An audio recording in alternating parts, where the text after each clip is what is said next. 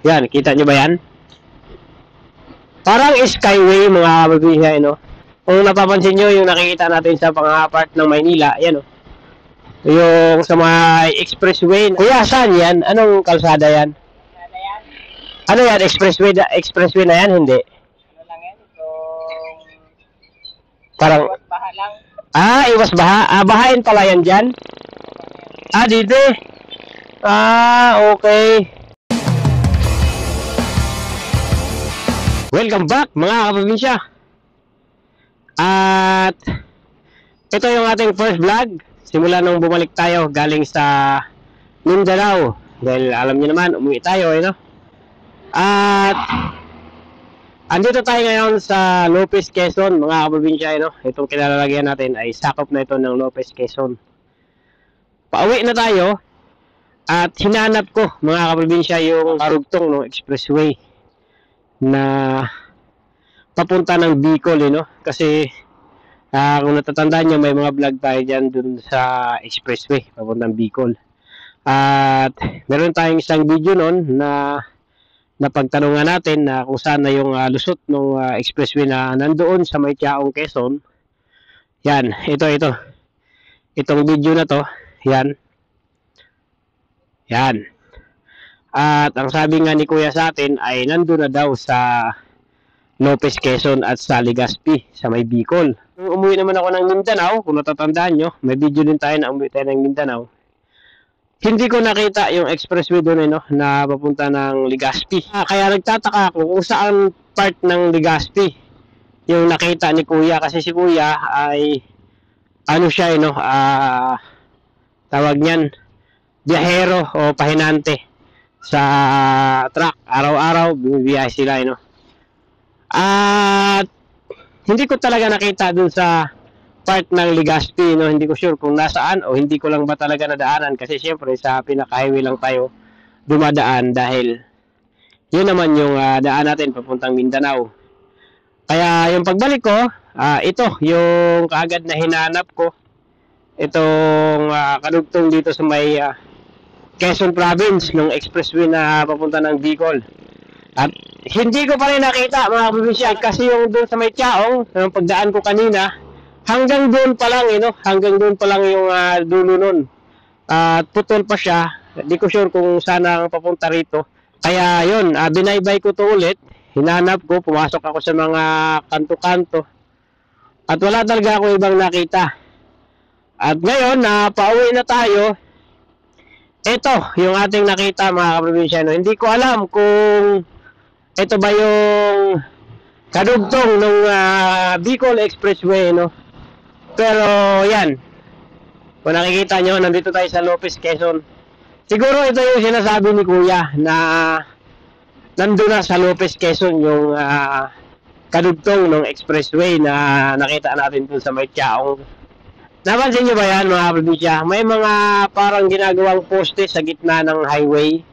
Ay, no? Yan. Hindi ko sure kung ito ba yung kadugtong ng expressway, mga kaprobinsya, or ginawa lang nila to para maiwasan yung traffic dyan sa may Lopez, Quezon. Kasi sa mga hindi po nakakaalam, yung Lopez, Quezon po, kapag pupunta po kayo ng Bicol, dati, isa po yan sa pinakamatraffic na bayan kasi masikip yung kalsada at medyo maulad na yung yung Lopez, Quezon, ayan. Kaya medyo nagbibuild talaga ng traffic dahil sa dami ng mga establishment at tao, lalo kapag rush hour, no? At ito, ayan, no? Yan, kita nyo ba yan? Parang skyway, mga kababayan, no? Kung napapansin nyo yung nakikita natin sa pang-apart ng Maynila, yan, din sa skyway na ginagawa sa Maynila, ganyan din yun, no? Yan, comment down below nga kayo, mga kababayan, kung ito ba yun. Ito na ba yung kadugtong nun? Kasi ako man din, mga kaprobinsya, ay hindi ko rin alam, no? Kita nyo ba yan? Ang lalaki. Kuya, saan yan? Anong kalsada yan? Kalsada yan. Ano yan? Expressway na yan? Hindi. Ano lang yan? Itong Parang, iwas baha lang. iwas baha? Bahain pala yan dyan? Dito. Okay. Buti na lang, mandyan si kuya. Salamat, kuya. Yun, mga probinsya. Yun pala yun. Yan, yung diretso na yan, papunta yan ng bayan ng Lopez, Quezon. Ayun, no? Yan, papunta ng Lopez, Quezon yan, papasok. At mabuti na lang, mga probinsya, nandito si kuya. May napagtanungan tayo at yan palang ginagawa nilang ano na yan, parang skyway, ay ginawa nila dahil sa iwas baha kapag ka umuulan siguro. Ano? Bahain daw pala yung dyan sa part na yan, bahain pala yan. Kaya yun, gumawa sila ng ganyan parang skyway para kung sakasakali man na bumaha, makakadaan pa rin yung mga biyahero. Yun, naniwalaga na tayo mga kulbisya. Kung totoo man yung sinabi ni kuya, naiwas baha yung ano na yan, na skyway na yan. Yun.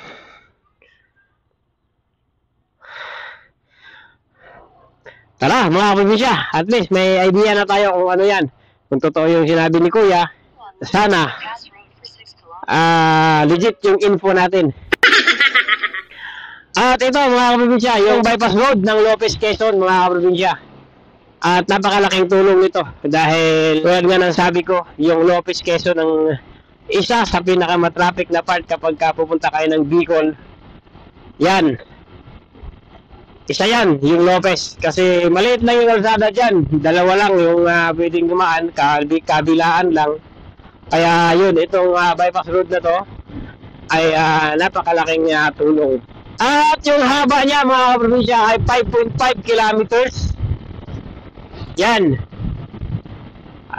Iiwasan nito ang matinding traffic na madadaanan mo dyan sa may Lopez, Quezon, sa pinakabayan nila. Lalo ngayon, mga rush hour na tayo, 4:32. So, medyo matraffic na talaga yun ngayon kung dyan tayo dadaan. Kaya dito tayo ngayon dadaan para makaiwas tayo sa volume ng traffic dyan. Yan. Medyo malayo-layo ng konti ito mga kabibinsya kung ikukumpara mo dun sa pinaka highway o yung dun sa pinaka daanan talaga mismo, yung papasok ka ng bayan. Medyo mas malayo-layo ito kasi bypass road ito. Ganun naman talaga mga probinsya kapag bypass road, medyo malayo siya ng konti kasi purpose naman yan ay para maiwasan mo lang yung traffic na posible mong madaanan kapag papasok ka ng mga bayan-bayan. Hindi lang dito sa Quezon, pati sa ibang lugar. Meron niyang mga bypass road, Pero kahit na ito'y malayo, malaking tulong naman mga kabibinsya dahil para sa akin mas mapabilis yung biyahe mo rito.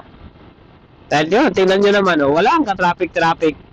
Yung mga malalaking truck, kaya mga ganyan, dito na sila dumadaan. Yung mga kotse, ganyan lang makakadagdag sa traffic doon sa pinakasentro ng mga bayan. Kagaya nito nga dinadaanan natin sa bayan ng Lopez, Quezon. Yan. Ganda rin naman mga probinsya.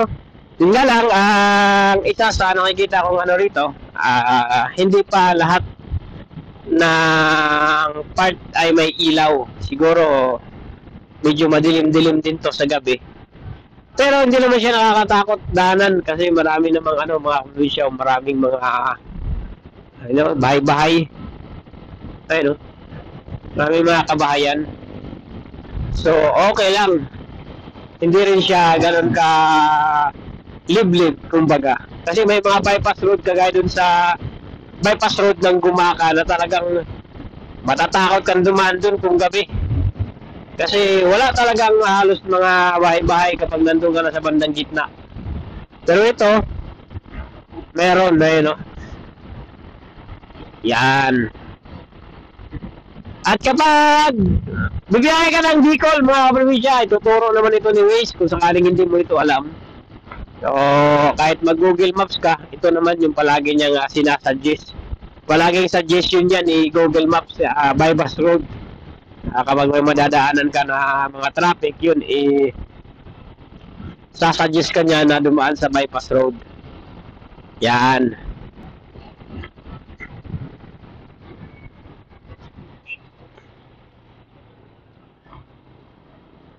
Ayun, yung papunta ng Katanawan, Quezon, mga kaprobinsya. Yung kanto na yun. Papunta yun ng Katanawan, Quezon. Okay.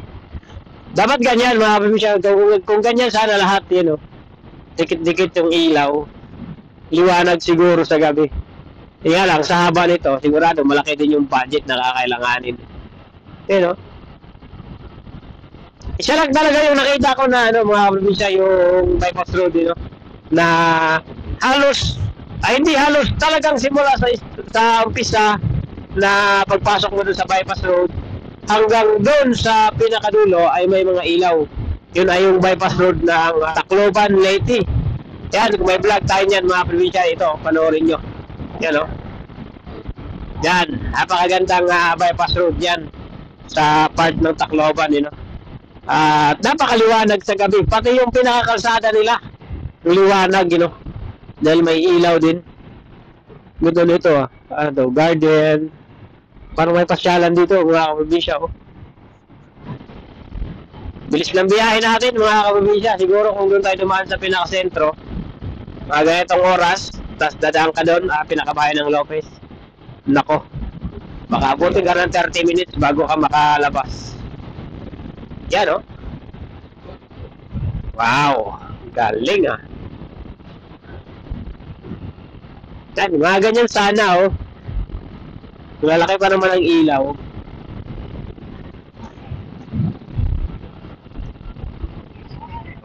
Yan, yan na. Ito na yung dulo, mga kaprobinsya, oh. Yan, ito na yung dulo ng bypass road ng King Lopez, Quezon. Ito. Napakalaki na ng kalsada nila, mga kaprobinsya, no? Kaya hindi ka talaga matatraffic. Yan, oh. Yan. Nasa unahan na tayo ng bayan ng Lopez. Okay. Yan, pag kumaliwa tayo dyan, Lopez, Quezon na yan. Papunta na yan ng Bicol, syempre. Yan, dito tayo. Kasi pauwi tayo ng Laguna, eh. Yan. Tingnan nyo, mga kaprobinsya, oh. Ganito ka-traffic. Lagpas na to ng bayan ng Lopez. Pero, tingnan nyo naman yung traffic. Oh. Lalo kung doon ka pa sa mismong bayan ka dadaan. Kasi gawa ng maliit lang yung kalsada, mga kaprobinsya, ganyan lang. Dalawa lang yung pwedeng dumaan. Kabilaan lang. Kung gusto mong overtake, hindi ka rin basta-basta makaka-overtake, lalo kung naka 4 wheels ka. Kasi kailangan mo ng maganda-gandang tempo dyan. Eh kung traffic kabilaan, wala na. Hindi ka na basta-basta makaka-overtake. Pero kung nakamotor ka, siguro makakatempo ka dyan. Makakasingit-singit ka kasi yun naman yung lamang ng motor, eh. Kaya mong sumingit. So, pag 4 wheels ka, mahirap. Yun, buwag na. Yun! Hanggang dito na lang yung ating vlog at abang-abang sa susunod nating video. At maraming salamat, mga kaprobinsya, sa walang sawang suporta at sa panunood dito sa ating YouTube channel. Yan. At maraming salamat din sa mga nag-subscribe at sa walang sawang pagsubaybay sa ating mga video, mga kaprobinsya, no? At yun lang, maraming salamat, mga kaprobinsya.